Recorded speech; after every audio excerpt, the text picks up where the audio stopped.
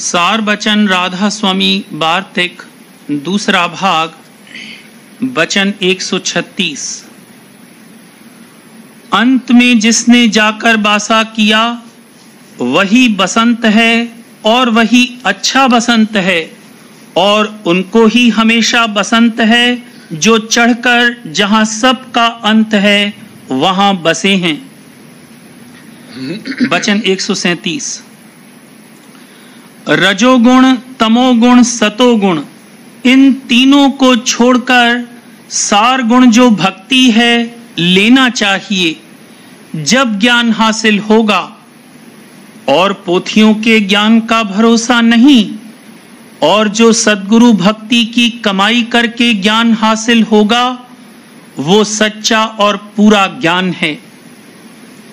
वचन 138। सवाल सेवक का सद्गुरु से, सुरट शब्द को क्यों नहीं पकड़ती? क्योंकि शब्द सारे है, और संत कहते हैं कि सब पसारा शब्द का है और सुरत शब्द की अंश है। जवाब सद्गुरु का, हकीकत में शब्द सारे है, पर जब से सुरत पिंड में उतरी है तब से बाहर मुख हो गई है और बाहर शब्द में रच गई है। जो शब्द में नहीं रचती तो संसार का काम किस तरह से चलता? अब जब तक सद्गुरु पूरे न मिलें और उनकी शरण न लेवे, तब तक अंतर्मुख शब्द को नहीं पा सकती है। जैसे माता और पिता की शरण लेने से संसार में फंस गई है, ऐसे ही जब सद्गुरु की और उनके सत्संग की शरण लेगी तब इस संसार के जाल से निकलेगी। वचन 139। इस वक्त में मन के निर्मल करने के लिए सिवाय सद्गुरु और नाम की भक्ति के और कोई उपाय और जुगत नहीं है। और जो लोग तीर्थ और व्रत और जतन वास्ते निर्मल करने मन के कर रहे हैं, सो उनसे कुछ फायदा नहीं होगा। ये सच है कि सद्गुरु पूरे का मिलना मुश्किल है, पर खोजी और संस्कारी को सहज में मिल जाते हैं। वचन 140। कोई मुसलमान नादान ऐसा कहते हैं कि मुर्शिद यानी सद्गुरु को किसी से सिजदा कराना नहीं चाहिए, क्योंकि मुर्शिद को तो सब में खुदा नजर आता है, इसलिए खुदा से सिजदा कराना मुनासिब नहीं है। सो ये उनकी कम फहमी है। मुर्शिद का खुदा दाना है और मुरीद का खुदा नादान है। इस सूरत में नादान खुदा को दाना खुदा का सिजदा करना वाजिब है। और मुर्शिद अपने तई खुदा नहीं कहते, वो तो अपने तई बंदा ही मानते हैं। पर मुरीद पर फर्ज है कि वो अपने मुर्शिद को खुदा माने। जब तक खुदा नहीं मानेगा काम पूरा नहीं होगा। मौलवी रूम ने भी कहा है, चूंकि कर दी जाते मुर्शिद रा कबूल, हम खुदा दर जातश आमद हम रसूल। यानी मुर्शिद की जात में खुदा और पैगंबर दोनों आ गए। ये उपदेश तरीकत वालों के वास्ते है, शरीयत वालों के वास्ते नहीं है। और मालूम होवे कि जिस वक्त में पैगंबर साहब जाहिर हुए थे, उस वक्त में इंसान को नजात यानी मोक्ष अपने दर्जे की दे सकते थे, पर अब कुछ नहीं कर सकते हैं। अब इस वक्त में जिस इंसान को मुर्शिद कामिल मिलेंगे और वो उनको खुदा मानेगा, तब काम पूरा होगा, और तरह कुछ हासिल नहीं होगा। पुरानी चाल किताबों से या मौलवियों से सीखकर चलाया करें, पर किसी के दिल में इश्क पैदा न होगा, और जब तक इश्क न होगा वस्ल मुश्किल है। सो ये इश्क पूरे सद्गुरु की सेवा और निश्चय से हासिल होगा, और कोई जतन इसकी प्राप्ति का नहीं है।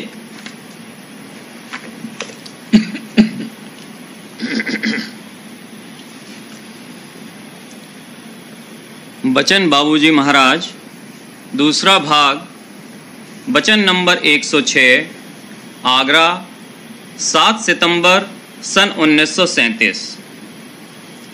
काल कठोरता को मृत्यु के जरिए से दूर करता है, मगर इस जरिए से सिर्फ इतनी कोमलता आती है कि ब्रह्मांड तक रसाई हो सके, संत देश तक नहीं।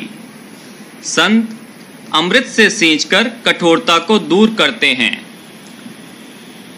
जिस तरह स्वार्थ और परमार्थ एक दूसरे के विरुद्ध और खिलाफ हैं, उसी तरह से हृदय की कठोरता दूर करने की संतों की विधि और काल की विधि न्यारी और अलग अलग है। काल भी अपने देश में जब बहुत बिगाड़ और खराबी पैदा हो जाती है, तब उसको दूर करने का उपाय करता है। काल के उपायों और रीति से भी बहुत कठोरता दूर हुई और उनसे ब्रह्म पद तक पहुंच सके, मगर उससे आगे नहीं। समय समय पर अलग अलग देश के धनियों ने भी अपने जेर हुकूमत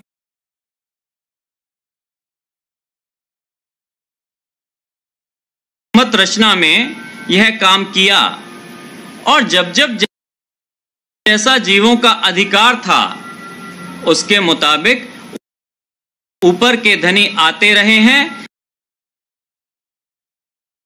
या अपनी कला भेजते रहे हैं और अपने दर्जे की मुक्ति देते रहे हैं। अब जबकि संतों के परमार्थ की कार्रवाई का वक्त आया और उसके अधिकारी जीव पैदा हुए, तो संतों ने अपनी रीत चलाई और ब्रह्म पार ब्रह्म सब के परे सत्य देश में पहुंचाने की मौज फरमाई। यह समय संतों की कार्रवाई करने का ही है।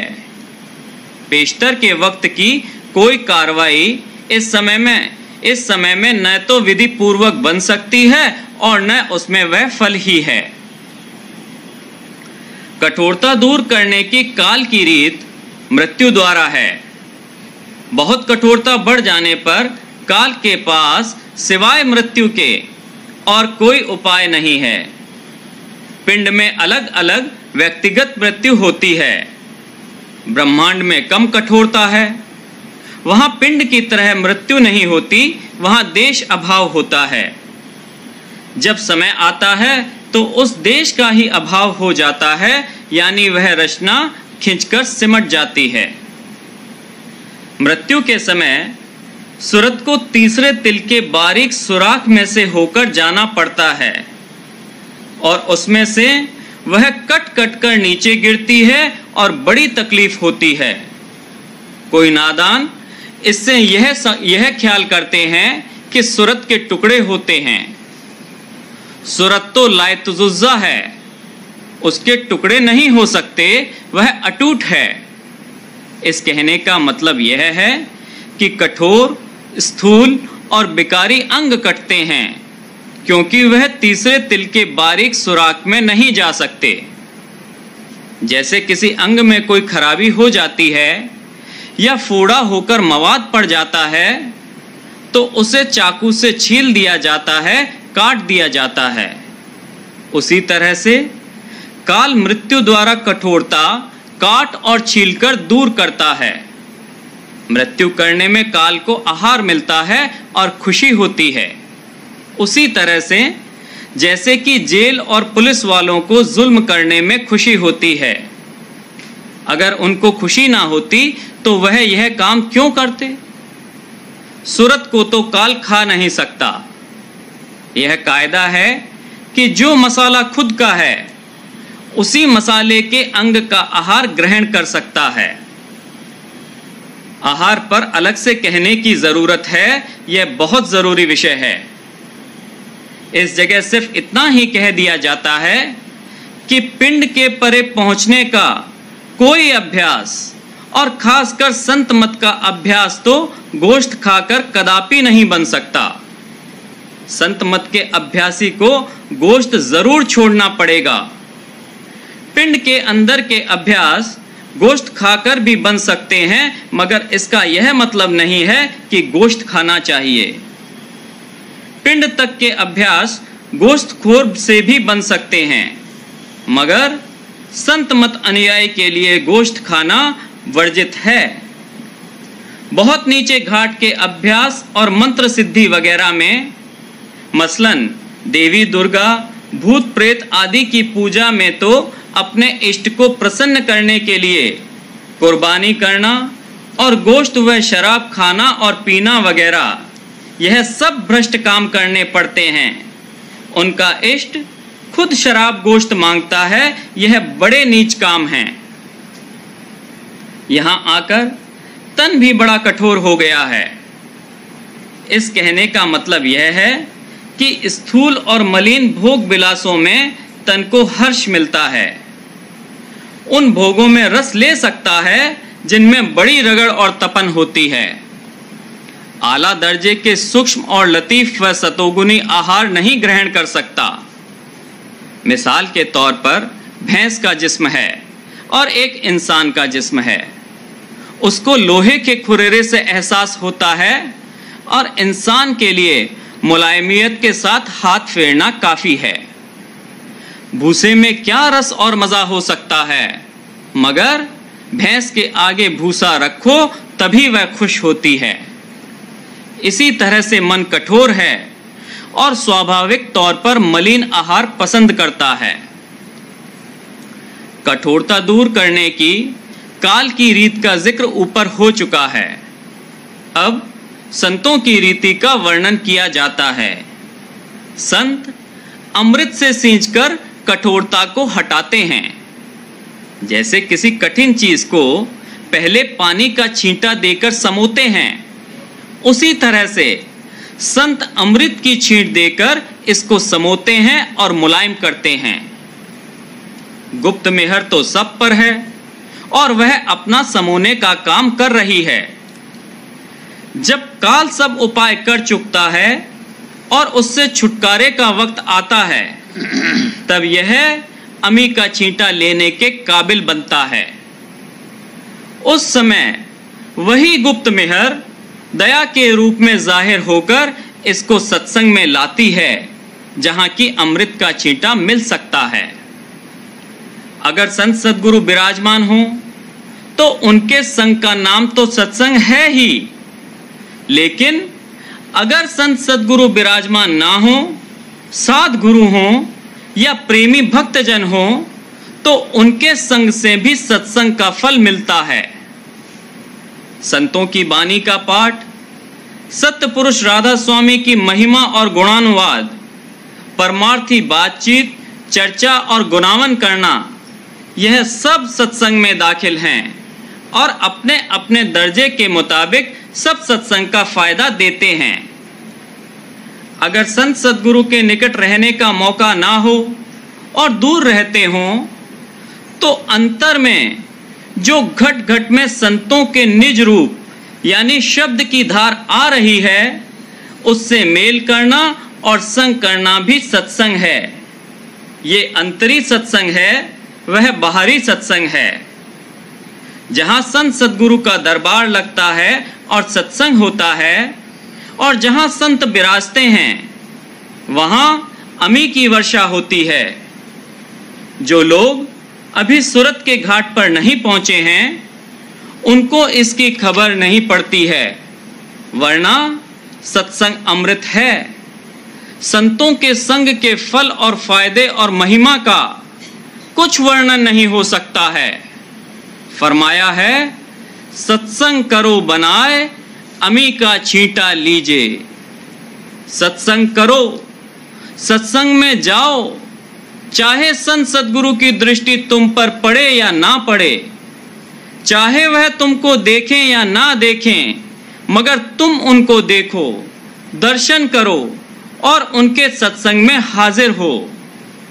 सत्संग मुहिल्ले कुल है, कोई चीज ऐसी नहीं है जो इसमें ना घुल सके। सब कठोरता और कठिनता इसमें घुल जाएगी और तहलील हो जाएगी। सब विकार और मैल छांटकर दूर कर दिए जावेंगे, तब सार यानी सुरत निकलेगी।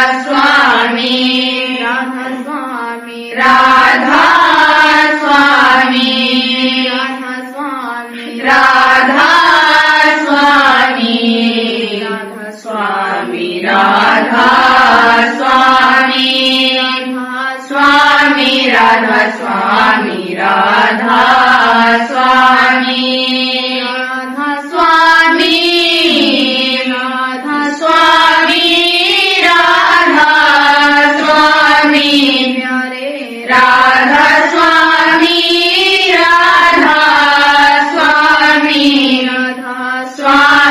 राधा स्वामी राधा स्वामी राधा स्वामी राधा स्वामी राधा स्वामी प्यारे राधा स्वामी राधा स्वामी राधा स्वामी प्यारे राधा स्वामी राधा स्वामी राधा स्वामी प्यारे राधा स्वामी राधा स्वामी राधा स्वामी प्यारे राधा स्वामी राधा स्वामी राधा स्वामी प्यारे राधा स्वामी राधा स्वामी राधा स्वामी प्यारे राधा स्वामी राधा स्वामी राधा स्वामी प्यारे राधा स्वामी राधा स्वामी राधा स्वामी प्यारे राधा स्वामी राधा स्वामी राधा स्वामी प्यारे राधा स्वामी राधा स्वामी राधा स्वामी प्यारे राधा स्वामी राधा स्वामी राधा स्वामी प्यारे राधा स्वामी